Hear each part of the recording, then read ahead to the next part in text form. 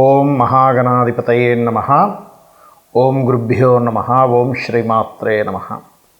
అరుణాం కరుణాతరంగితాక్షీం ధృతపాశాంకుశపుష్పబాణచాపాం అనిమాదిభిరావృతాం మయూకైః అహమిత్యేవ విభావయే భవానీం. శ్రీమాత్రే నమః.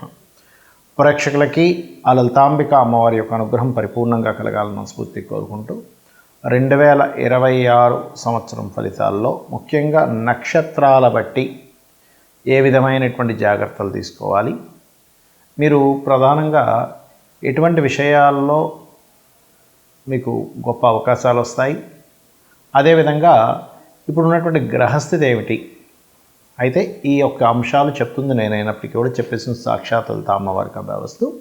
సర్వసాధారణంగా మనం ఏంటంటే ఉగాది నుంచే చూసుకుంటాం మనం ఎప్పుడైనా సరే. కాకపోతే చాలామంది జనవరి నుంచి డిసెంబర్ వరకు ప్లాన్ చేసుకుంటారు కాబట్టి అసలు ఇన్వెస్ట్మెంట్స్ అనుకోండి, వివాహం అనుకోండి, ఒక గృహయోగం అనుకోండి, జాబ్ సంబంధించినవి, అబ్రాడ్ వెళ్ళేవి, ఇలాంటివన్నీ కూడా గ్రహస్థితులు ఎంతవరకు బాగున్నాయి, ఎంతవరకు సపోర్టివ్గా ఉన్నాయి అనేటువంటి విషయాన్ని ఒక్కొక్కటిగా తెలుసుకుందాం. అయితే దీనికంటే ముందు ఈ మేజర్ ప్లానెట్స్ అంటే రాహుకేతువులు నవంబర్ 2026 నవంబర్ వరకు అక్కడే ఉంటున్నారు, కుంభ మరియు సింహరాశుల్లో. దాని తర్వాత కుంభరాశిలో ఉండే రాహు మకరంలోకి, సింహరాశిలో ఉండే కేతు కర్కాటకంలోకి వెళ్తున్నాడు. ఈ సంవత్సరం అంటే 2026 సంవత్సరం అంతా కూడా మే వరకు మిథునంలో ఉండే గురువు మే తర్వాత మనకి కర్కాటకంలోకి వెళ్ళడం జరుగుతుంది. టోటల్ ఇయర్ మొత్తము కూడా శని పర్టికులర్గా మనకి ఇక్కడే ఉంటాడు మన మీన రాశిలోనే. కాకపోతే 27 జూలై నుంచి మాత్రం వక్రిస్తాడు. సో ఒక్కొక్క రాశిరీత్యా విషయాలు మనం తెలుసుకుందాం. కుంభం వారికి కనుక చూసుకున్నట్లయితే కుంభరాశి వారికి ప్రధానంగా మీరు ఇందులో ఉండే నక్షత్రాలు ధనిష్ట 3-4 పాదాలు వీరు ఎక్కువగా ఆరాధన చేయడం, ధ్యానం చేయడం అనేటువంటి సుబ్రహ్మణ్య స్వామికి లేదా నరసింహస్వామికి చేసుకోవచ్చు. శతభిష నక్షత్రం కూడా ఇందులో ఉంటుంది. మీరు ఈ యొక్క సంవత్సరంలో రాశిలోనే రాహు యొక్క సంచారం జరుగుతుంది కాబట్టి విదేశీ సంబంధించిన ఏమైనా ప్లాన్ చేసుకున్నట్లయితే బాగుంటుంది. అలాగే కొంచెం తెలియని కొన్ని ఇమాజినేషన్స్, కొన్ని తెలియని మోసపోవడాలు జరుగుతుంటాయి కాబట్టి ఈ యొక్క విషయంలో జాగ్రత్తగా ఉండాలి. మీరు పూర్వభద్ర నక్షత్రం 1, 2, 3 పాదాలు ఉంటాయి ఇందులో ఈ కుంభరాశిలో. పూర్వభద్ర నక్షత్రం వారికి కాస్త ఫినాన్షియల్ గ్రోత్ అయితే ఉంది, డోంట్ వరీ. కాకపోతే శనికి సంబంధించిన దేవతారాధన ఎక్కువగా చేస్తూ ఉండండి. అంటే శని ఆలయాలకు వెళ్ళి అక్కడ దీపారాధన చేయడము, తైలాభిషేకం చేయడము, వెంకటేశ్వర స్వామి ఆలయాలకు వెళ్ళడం, విష్ణు ఆలయాలకు వెళ్ళడం ఎక్కువ చేస్తూ ఉండండి. అప్పుడు మీ పూర్వభద్ర నక్షత్రం వారికి శని ప్రభావం ఎక్కువగా ఉండదు. ఇక ఒకటే గుర్తుపెట్టుకోండి, పూర్వభద్ర వారు జయ గురుదత్త, శ్రీ గురుదత్త అనే నామస్మరణ చేయడం కూడా మంచిది. ఇక మరొక విషయం ఏంటంటే ఇక్కడ మీకు ఎప్పుడైతే రాహు రాశిలో ఉన్నాడో ఇది కొంచెం సర్ప సంబంధించినటువంటి దోషంగా చెప్తూ ఉంటారు రాశిలో ఉండే రాహు. కాబట్టి ఈ కొంతమంది విదేశాలకు వెళ్ళడం, జీవిత భాగస్వామి దూరంగా వెళ్ళడం లాంటివి జరుగుతుంటాయి ఈ కాంబినేషన్ వల్ల. ఇక మీరు నిత్యము చేయవలసిన దేవతారాధన నారాయణుడికి చేసుకునే ఈ రాశి వాళ్ళందరూ కూడా ఫినాన్షియల్గా కొంత స్ట్రెస్ ఉంటుంది. బట్ డోంట్ వరీ, ఆ యొక్క స్ట్రెస్ అనేది జూన్ నుంచి చాలా మటుకు క్లియర్ అవుతుంది. అదేవిధంగా కొత్త ఉద్యోగ అవకాశాలు కూడా జూన్ నుంచి వస్తాయి మీకు. అలాగే మరొక విషయం ఏంటంటే ఇక్కడ గృహం ఏదైనా గృహం కానీ స్థలం కానీ కొనుగోలు చేయాలనుకునేటువంటి వారు ఖచ్చితంగా మీరు లలిత అమ్మవారిని అదేవిధంగా మణిద్వీప వర్ణం చేయండి. మే లోపల మీకు గృహయోగం అనేటువంటిది బలంగా చూపిస్తుంది. గృహయోగం ఒకటే కాదు, మే లోపల సంతానం కోసం చేసే ప్రయత్నం కూడా ఫలిస్తుందని చెప్పుకోవచ్చు. కాకపోతే లగ్న రాహు సప్తమ కేతు ఉన్నాడు కాబట్టి వివాహ నిర్ణయాలు, పార్ట్నర్షిప్స్లో ఏదైనా చేసేటువంటి అంశాలలో కాస్త జాగ్రత్తగా ఉండండి. ఇక ఉద్యోగం కోసం చేసే ప్రయత్నాలు కొంత స్ట్రెస్ని ఇస్తున్నప్పటికీ కూడా జూన్ నుంచి చాలా చాలా అనుకూలంగా ఉంటాయి. ఇక మీరు నిత్యము చేయవలసినటువంటి దేవతారాధన ఓం నమో నారాయణాయ అనే నామాన్ని ఎక్కువగా చేస్తూ ఉండండి, అన్ని విధాలు బాగుంటుంది. చాలామంది జాతక చక్రం అసలు ఎందుకు చూపించుకోవాలి, అసలు దానికి ఉండేటువంటి ఇంపార్టెన్స్ ఏమిటి, మనకి జాతకం చూపించుకోవడం ద్వారా కలిగేటువంటి ఫలితం ఏమిటి అని అడుగుతూ ఉంటారు నన్ను. చాలామంది అనుకుంటారంటే జాతక చక్రం చెప్పడం అంటే కేవలం ఏలినాడ్స్ నడుస్తుందండి, మీకు పలానా సర్పదోషం ఉందండి, లేకపోతే మీకు పలానా ఇంకోటేదో ఆశ్లేష బలి చేయించాలి, ఇంతవరకే అనుకుంటారు. అది కేవలం ఒక 1% కూడా కాదు, చాలా తక్కువ ఆ విషయం చెప్పడం అనేది.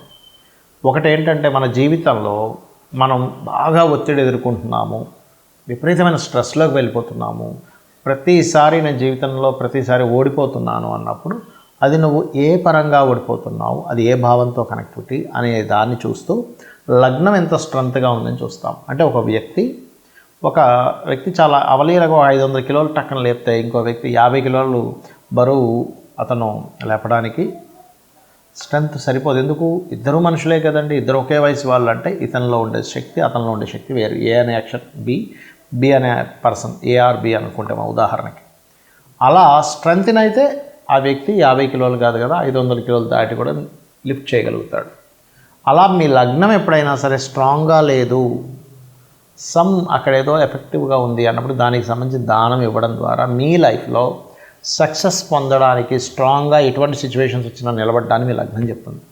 అదేవిధంగా ప్రతి భావము ఉంటుంది. ఇప్పుడు చాలామంది చూడండి, నేను ఫలానా వ్యాపారం చేశాను, నేను ఫలానా ట్రై చేశాను లైఫ్లో, కానీ నేను ఫెయిల్యూర్ అయిపోయాను, ధనం రాలేదు, ఉన్ని డబ్బులు పోయాయి అంటారు.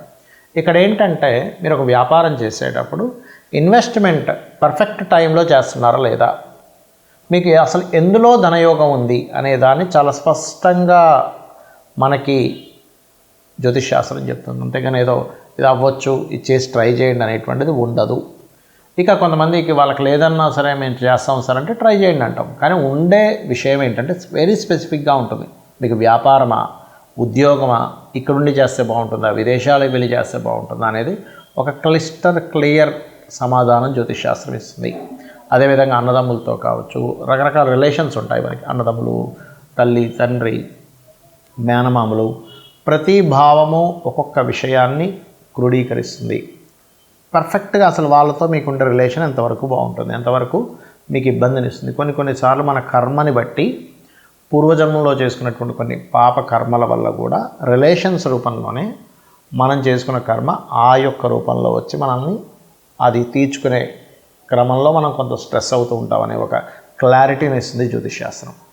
అలాగే మీరు ఏం చదివితే బాగుంటుంది. చాలామంది చూడండి, పిల్లల్ని వాళ్ళకి ఇంట్రెస్ట్ లేకపోయినా నాన్న ఇది చదివితే బాగుంటుందని చదివించి వాళ్ళకి ఇంట్రెస్ట్ లేక వాళ్ళు దాంట్లో మళ్ళీ వాళ్ళకి పెద్దగా కలిసి రాక మళ్ళీ పెద్ద అయిన తర్వాత మనం ఇబ్బంది పడుతూ ఉంటారు తల్లిదండ్రులు. అలా కాకుండా అసలు పిల్లలు హాబీగా చదువుకునేది ఏంటి, ప్రొఫెషనల్గా తీసుకోవాల్సింటే ఏం తీసుకుంటే బాగుంటుందని ఒక క్లారిటీ. మీరు ఏ డైరెక్షన్లో నివసిస్తే బాగుంటుంది అంటే ఇంటి యొక్క మెయిన్ డోర్ ఒక్కొక్క వ్యక్తికి ఒక్కొక్క డైరెక్షన్ కలిసి వస్తుంది. All directions is good. కాకపోతే ఇక్కడ ఏంటంటే మనకి ఏ డైరెక్షన్ కలిసి వస్తుంది అనేది ప్రధానంగా తీసుకోవాలి. అదేవిధంగా మరొక విషయం ఏంటంటే ఇక్కడ ఈ ఫ్రెండ్స్ కానివ్వండి, షేర్ మార్కెట్ కానివ్వండి, సంతానంతో ఉండేటువంటి రిలేషన్స్ కానివ్వండి, సంతానం ఎందుకు ఇలా తయారవుతున్నారు, వాళ్ళు ఎదగాలంటే ఏం చేయాలనేటువంటి అంశాలు కానివ్వండి, అంటే వాళ్ళకి ఏ పూజ చేయించుకోవాలి, వాళ్ళకి ఎటువంటి లాకెట్ తొడగాలి, అదేవిధంగా మీరు ఎటువంటి రత్నం ధరిస్తే కొంతవరకు సపోర్ట్. ఒకటే చెప్తాను, గుర్తుపెట్టుకోండి, ఏదో కేవలం ఒక రత్నధారణ వల్ల మీ జీవితం మొత్తం మారిపోదు, ఇది శుద్ధాబద్ధం. కొంత సపోర్ట్ లభిస్తుంది అంతే. మన జీవితంలో మనం చేసే ప్రతి పని కూడా ఒక సపోర్ట్. ఎగ్జాంపుల్, పొద్దున్నే మనం ఏదో ఒక అలవాటు ఉంది, ఫుడ్ తీసుకునేదాన్ని, ఆ ఒక్కటి కొంత సపోర్ట్ చేస్తుంది మీ లైఫ్లో. ఒక యోగా కొంత సపోర్ట్ చేస్తుంది, లేదా ఒక పని కొంత సపోర్ట్ చేస్తుంది. అలాగే ప్రతిదీ కూడా లైఫ్లో కొంత సపోర్ట్ చేసుకుంటూ అన్నీ కలిపి మీ లైఫ్లో ఒక అద్భుతమైన స్టేజ్కి వెళ్ళేలా చేస్తాయి. అదేవిధంగా వివాహ జీవిత భాగస్వామి ఎలా వస్తారు, ఎలాంటి వ్యక్తులతో మీకు వివాహం అవుతుంది, అసలు మీ వివాహ జీవితం ఎలా ఉంటుంది. ఎట్ ఎ సేమ్ టైం మీ యొక్క జన్మజాతకంలో మీరు వృత్తి వ్యాపార సంబంధించిన విషయంలో ఎప్పుడు అప్ అండ్ డౌన్స్ ఉన్నాయి, ఎప్పుడు ఇన్వెస్ట్మెంట్ చేయొచ్చు, ఎప్పుడు ఇన్వెస్ట్మెంట్స్ చేయకూడదు, ఇలాంటి అనేకమైనటువంటి అంశాలు. అదేవిధంగా మీరు నిత్యము ఏ దేవతారాధన చేస్తే బాగుంటుంది. అలాగే మరొక విషయం ఏంటంటే ఇక్కడ గమనించినట్లయితే మీరు ప్రత్యేకంగా ఒక్కోసారి చూడండి, మనం కార్స్ తీసుకుంటూ ఉంటాం, లేకపోతే కలర్స్, ఇంపార్టెంట్ పని మీద వెళ్ళినప్పుడు కొన్ని కలర్స్ ధరిస్తూ ఉంటాం. అంటే ఇక్కడ ఏంటంటే ఆల్ కలర్స్ ఈజ్ గుడ్, కానీ మీరు ఎప్పుడైతే ఇంపార్టెంట్ అనుకుంటారో, నేను పలానా పెళ్లి చూపులకు వెళ్తున్నాను, లేనట్లయితే పలానా ఆఫీస్లో ఫస్ట్ టైం జాబ్ చేయడానికి వెళ్తున్నాను, ఇట్లా ఉన్నప్పుడు ఒక మేజర్ ఇన్సిడెంట్, మేజర్ టర్న్ ఒకటి ఉంది మీ లైఫ్లో, అప్పుడు మీరు వేసుకోవాల్సిన కలర్ ఏంటి, ఏ డే వెళ్తే బాగుంటుంది, ఏ డేస్ మీకు బాగా కలిసి వస్తాయి? All is good, but A days మీకు బాగా కలిసి వస్తాయి? ప్రతిరోజు మంచి రోజే మన జ్యోతిషాస్త్రరీత్యా. కాకపోతే మీకు ఏది కలిసి వస్తుందని తెలుసుకోవడమే జ్యోతిషాస్త్రం. ఈ రకంగా అనేకమైనటువంటి అంశాలు, ఎటువంటి హెల్త్ ఇష్యూస్ వస్తాయని కూడా ఉంటుందండి. సో ఆ హెల్త్ ఇష్యూస్ మీరు అవాయిడ్ చేయాలంటే ఏం చేయాలి? ఏ దేవత ఆరాధన చేసుకుంటే రుణరోగ శత్రువుల నుంచి బయటపడతారు?